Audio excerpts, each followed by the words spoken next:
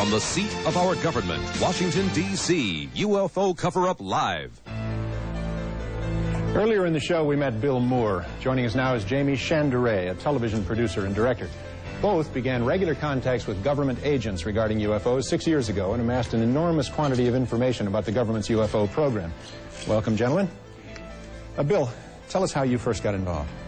I got a phone call after appearing on a radio show from a man who said, "You're the only person we've heard talk about this subject who seems to know what he's talking about." He convinced me that he was a government intelligence agent and wanted to begin disseminating some information about UFOs to the public. And the man Bill is referring to is Falcon, whom we've seen in shadow to protect his identity. That's right. I didn't think that I could handle it all alone. The volume of material I was getting from Falcon was rather mind-boggling, so I got together with Jamie. And we joined forces in June of 1982, and Falcon told us about MJ-12. MJ-12 functions as a policy-making group relating to extraterrestrial activities and contacts and UFO activities within the United States.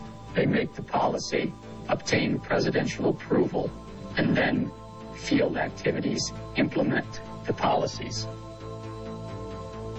How did you acquire the MJ-12 documents? Well, they were mailed to me in a plain brown envelope, which contained President Truman's executive order establishing MJ-12 and the briefing document to President-elect Eisenhower, informing him of the 1947 crash in Roswell, New Mexico, and the recovery of alien bodies. Now then, there were follow-up postcards, Ethiopian picture postcards mailed from New Zealand with puzzles and riddles. Right, the puzzles were clues. For example, for a stylish look, shop Suitland. This led us to the National Repository in Suitland, Maryland, where we discovered the existence of top-secret documents and filed a Freedom of Information request, which led us further to the Cutler-Twining document. Now, all of our meetings with Falcon were secret. Now, wait, gentlemen.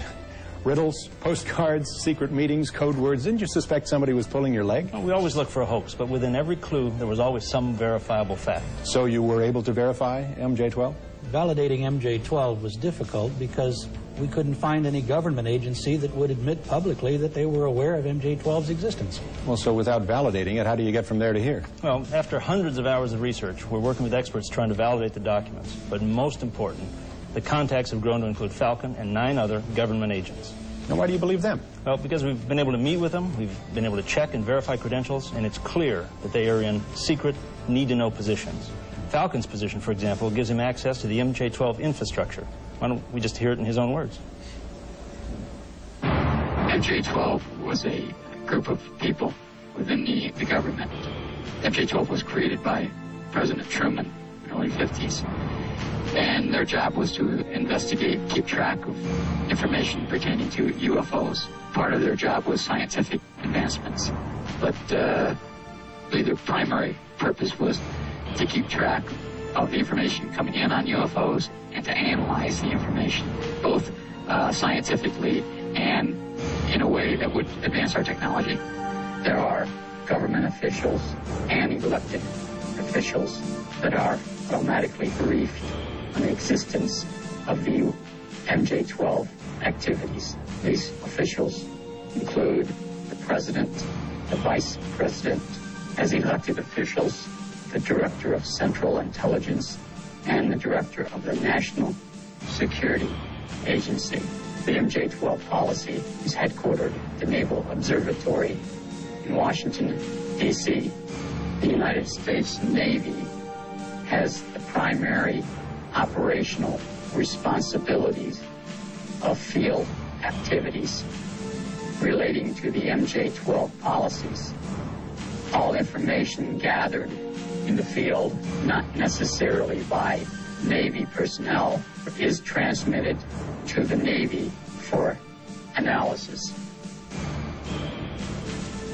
Other known government agencies feed information to MJ-12 through a top-secret cover project known to us as Project Aquarius. Now, MJ-12 connects to select individuals within the National Security Council, the Joint Chiefs of Staff, the White House Intelligence Unit, the National Security Agency, the Central Intelligence Agency, and the Defense Intelligence Agency. The research is conducted, the data classified and cataloged, all under the umbrella of strictest national security.